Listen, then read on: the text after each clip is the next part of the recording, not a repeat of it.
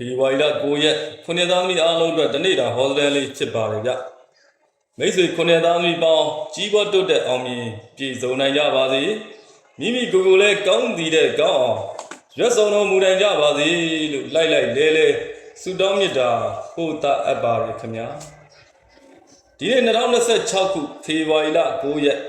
တနေ့လာနေ့တနေ့သာအတွက်တနေ့တာဟောစတန်လေးဖြစ်ပါတယ်ဗျာဒီနေ့ဟာ9သားသမီးမိတ်ဆွေများအနေနဲ့စုရုဂုံရုယာရုတို့ကိစ္စတွေဌာနဆိုင်ရာကိစ္စတွေအထေထီးဖက်နဲ့အဝယ်ရောင်းအဋိဌံလုပ်ငန်းဖျားဘူးလုပ်ငန်း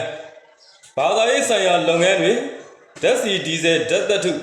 ရှာဖွေတူးဖော်ခြင်းအလုပ်တွေပြုလုပ်ဆောင်ရွက်တဲ့နေ့ဖြစ်ပါတယ်ဗျဒီနေ့တွင်ကန္တရားရဲ့ထောက်ပံ့ရရှိစေဖို့ဆိုရင်တော့ရွှေရောင်ခရဲရင်ရောင်ညပါတဲ့ဝေစားသုံးဆောင်တွေကိုအားပြုဝစ်စင်သုံးဆွဲတင်ပါတယ်ဒီနေ့ရဲ့အောင်တဲ့အားကောင်းတဲ့နေ့နံတွေကတော့စနေသားသမီးကြာသာပရိသသမီးတို့ဖြစ်ကြပြီးတော့ကံကောင်းလက်ရွှင်သေးတဲ့ကဏ္ဍတွေနံပါတ်တွေကတော့ခွန်ကဏ္ဍ9ကဏ္ဍတို့ဖြစ်ကြပါတယ်ဗျဒီနေ့မှာမိတ်ဆွေတွေရောင်းကုန်ပစ္စည်းတွေရောင်းအားတွေတက်စေဖို့လုပ်ငန်းတွေတိုးတက်စေဖို့ဆိုရင်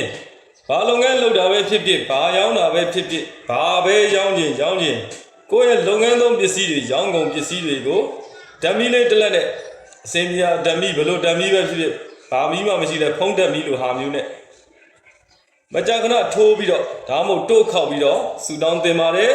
ဒီနေ့ကံပွင့်ကံမြင့်စေဖို့အတွက်ဆိုရင်တော့မြတ်စွာဘုရားမှာပဲဖြစ်ဖြစ်ကြီးကဲသူ